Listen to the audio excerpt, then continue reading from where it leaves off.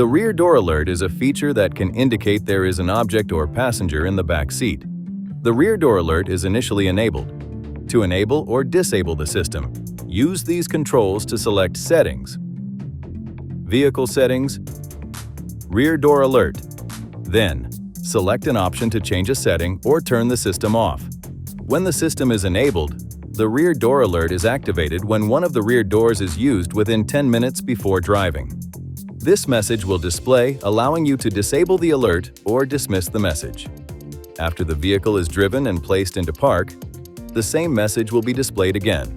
If the driver did not disable the alert, this message is displayed as a reminder to check the rear seat. The horn will sound if a rear door has not been opened after the driver exits the vehicle or if the doors are locked.